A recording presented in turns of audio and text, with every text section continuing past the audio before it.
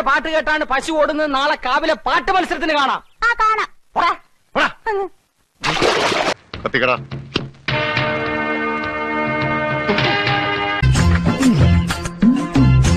ആരൊക്കെ ഇത്?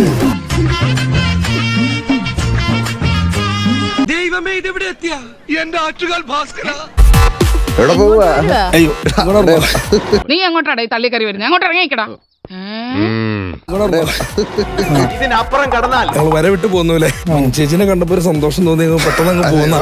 ഈ തലയ്ക്ക് വെളിവില്ലാത്തവനൊക്കെ ഇങ്ങോട്ട് കയറ്റി വിടുന്ന എന്തിനാ? ഇദ്ദേഹം പെരേര, അലിൻ ജോസ്. പെരേര.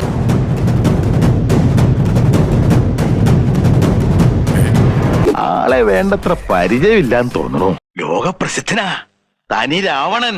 ഞാനാണ് ഈ ഏരിയയിലെ സാറിന്റെ സ്ഥിരം വേട്ടമൃഗം. ഓഹോ, എന്തോ ഒരു mimicry Excuse me, give me a way.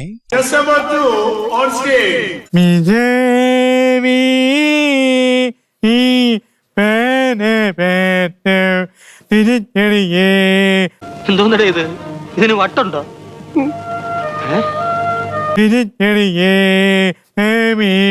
അയ്യന്റെ മോനെ,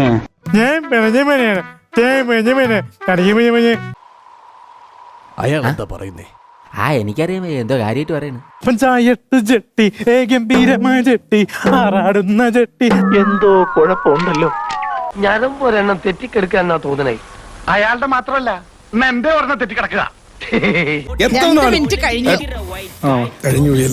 കഴിഞ്ഞിട്ട് കുറച്ചേരായി. പോയി, ഇവിടുത്തെ പണി പോയി. പട്ടണത്തിൽ ഭൂതം എന്ന് പറഞ്ഞ സിനിമ ഉണ്ട്.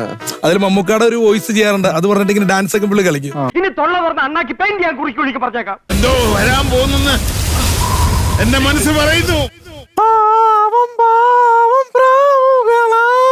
പാട്ടുപാടി ഞാൻ മറക്കും.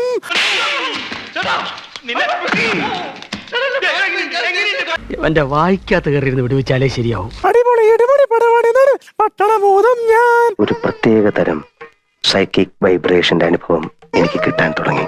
എല്ലാരും കൂടി ഒരു മിണ്ടാപ്രാണിയെ കളിയാക്കിയത്. നമ്മളെ പോലെ വകതിരിവുണ്ടായിരുന്നെങ്കിൽ ഇതെങ്ങനെയൊക്കെ ചെയ്യോ? ഭൂതം നിങ്ങൾക്ക് ഭൂതം, കൊമ്പം ചെറിമടി വേണം. പാങ്ങാത്തൊരു എഴുതി പോടോ. പാവം മെന്റൽ ഡിസ്യൂസ് ആയി.